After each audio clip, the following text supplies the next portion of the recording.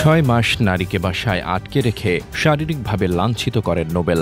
এই দেশের সবচেয়ে চেনা মুখগুলোর মধ্যে একজন ছিলেন তিনি। ভারতের পশ্চিমবঙ্গের জি বাংলার গানের শো সারেগামাপায় অংশ নিয়ে সবার নজরে আসে নোবেল। একসময় যিনি গান দিয়ে মানুষের মন জয় করেছিলেন, আজ তার নাম শুনলে মানুষ কেঁপে ওঠে। গত 20 মে জাতীয় জরুরি সেবা 999 একটি ফোন কল আসে। কেউ জানায় এক তরুণীকে টানা 7 মাস ধরে আটকে রেখে শারীরিকভাবে লাঞ্ছিত করা হচ্ছে ঢাকার ডেমরার একটি বাসায়। পুলিশ তৎক্ষণাৎ অভিযান চালায়। সেই তরুণীকে একটি ভয়ার্ত অবস্থায় উদ্ধার করা হয়। বাসা ছিল তালাবদ্ধ, মেয়েটি ছিল নিঃসঙ্গ, ভীত, আর পুরো শরীর জুড়ে নির্যাতনের ছাপ। ধর্ষক কে?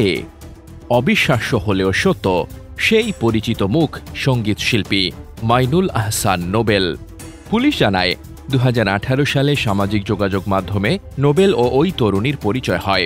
2023 সালের নভেম্বরে গুলশানে দেখা করার কথা বলে তরুণীকে ঢাকায় ডেকে আনা হয়, কিন্তু গন্তব্য বদলে যায়। তাকে নিয়ে যাওয়া হয় ডেমরার একটি বাসায়। সেই বাসায় শুরু হয় এক ভয়ঙ্কর বন্দিত্বের অধ্যায়।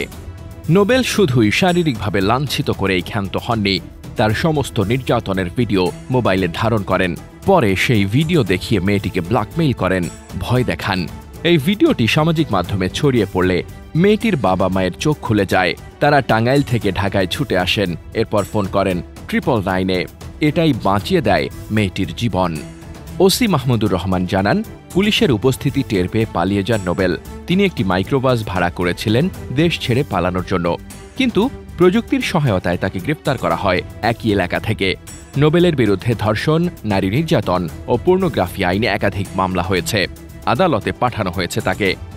7 মাস একজন মানুষ, একজন মেয়ের জীবন থেকে 7টি মাস কেড়ে নিয়েছে। যন্ত্রণার, ভয়ের, অপমানের 7 মাস। আর আমরা চুপ ছিলাম।